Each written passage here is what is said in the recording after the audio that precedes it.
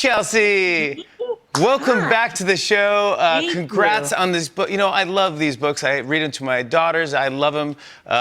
They're great. So I want to talk to you about this. Congrats on all these. Thank you. Since the last time you were on the show, I was just talking to Keira Knightley, who had a baby as well. But you had another baby, your third baby. I'm so Yes, happy. Jasper. Congratulations. Thank you. He's so like cute and squishy and smiley, and he has no friends because we're in COVID quarantine. But I just look at him and I'm like, someday you're gonna have baby friends. Someday. Someday, But yeah. he doesn't know any different, right? He doesn't know any different. He does. No, he won't know. He's still Yeah. too tiny. Absolutely. Have you and your kids been able to spend time with your grandparents, who happen to be Bill Yeah, and Hillary we Clinton? especially this summer, we effectively like created a quarantine pod with my parents, which was amazing. Like Yeah, just they're for the great. time that like my kids got to spend with, they call my parents Grandma and Pop Pop, with Grandma and Pop Pop, like gardening together. Like Aiden is obsessed with numbers and so was like super excited to find out that his pop was like the 42nd president, like that there was like a number attached to him, just made my dad that much cooler in his eyes. Oh yeah. So it just like was a magical time together, And do they and still spoil your kids? yes, but it Good. was harder with us, like because the one weekend where they had like when we just had Charlotte and Aiden, and it's the only time Mark and I have ever been away for like 2 nights from our kids, and we go to our friend's wedding and we come back and like our kids had pizza for like breakfast, lunch, and dinner, and then had ice cream after like lunch and dinner. Yeah. And I was like looking at my mom, I was like, "Who are you?" A Like New I had Yorker. pizza like once a week, like if I was really good, and like my No kids are way. having like 3 times a day, and she was I like, love it. "I'm a grandmother." Exactly right. I remember my mom giving my sister's kids a pint of Ben and Jerry's each, or Haagen-Dazs each, a pint with a spoon. And I was like, my sister was like, "What is wrong with you guys? You Yeah, can't I know. just a little bit. I mean, they can have ice cream, but not that's insane." I mean, I wasn't even allowed to have sugar cereal as a kid, right? And so I'm like, what Now, when you're a happened? grandparent, all the rules are all the bets are And there was off, like man. no apology, right? Nothing. There was like no No, no nothing at all. apology. No, and they can't. And they go, "Bye. You take care." They're all hyped up now. Here you go. Before we talk about your new book, I want to get your. I'd like to get your thoughts on the passing of Supreme Court Justice Ruth Bader Ginsburg. It was your father who nominated her to the Supreme Court. My father nominated her, and my mother like first brought Ruth Bader Ginsburg to my father's attention, and so I didn't know that. she was such a kind of important, powerful a part of our country's like story and history. One of the things that I most admired about her, Jimmy, was just her relentless commitment to, as she said, like always be expanding the definition of we and we the people. Because when we the people was first articulated, most of the people in the United States at the time were actually like not part of that pronoun. Yeah. And just her dedication as a lawyer and then a judge and a justice to increase protections for people, regardless of sex, disability, because she knew that would really create opportunities. And I remember, when I was 13 and my dad nominated her, and my mom talking to me about how important she was. I was inspired by that, but admittedly, I was also inspired because she was a girl, and that she was going to be the second woman on the Supreme Court, and that my dad was going to do that.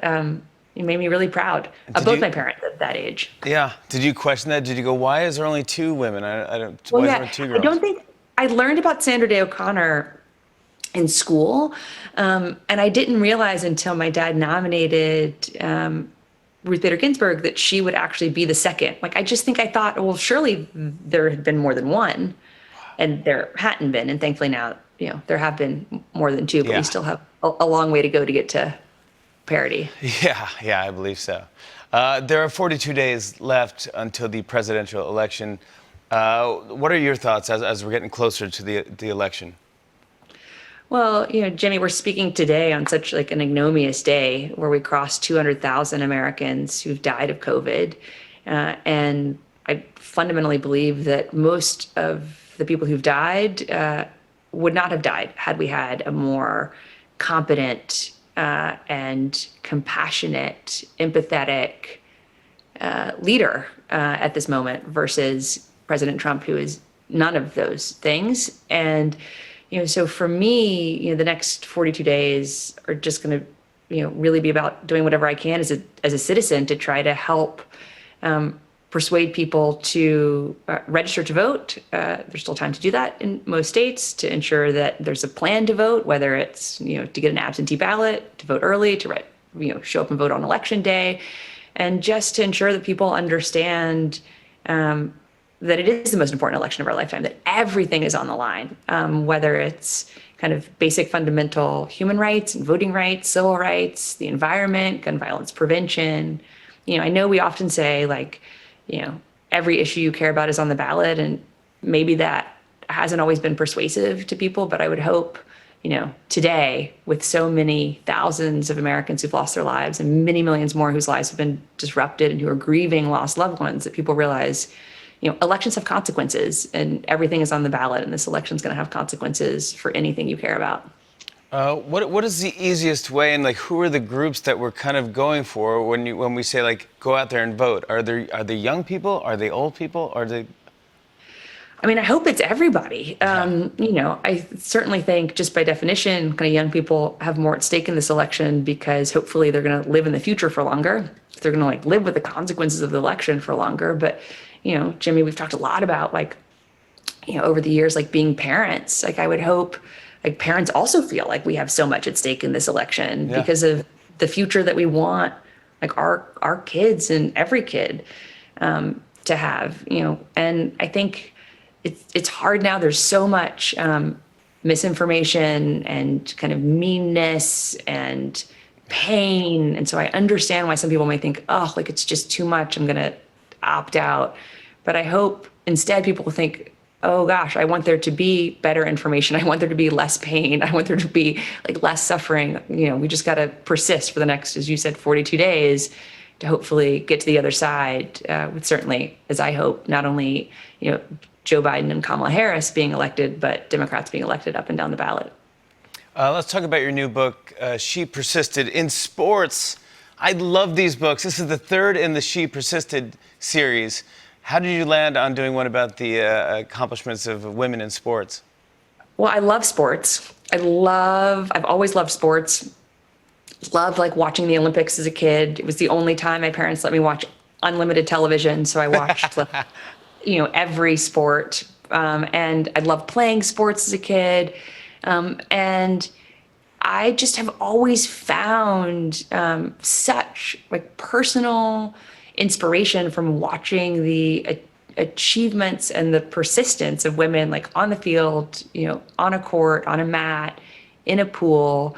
And those stories have meant so much to me in my life that I wanted to share some of the ones that had meant so much to me, either because my grandmother would talk to me about, Wilma Rudolph and how inspirational she'd been, or, because I remember watching Christy Yamaguchi as a kid and just being like, yes, I love her on the ice. So I just am thankful that She Persisted had really resonated with young readers, and that my editor, wanted to continue this series. And I said, like, we have to do sports next. And it's just every story you go, like, I can't even imagine, like, what it's like to just come up and just be an Olympic superstar and just show the world that you can do it.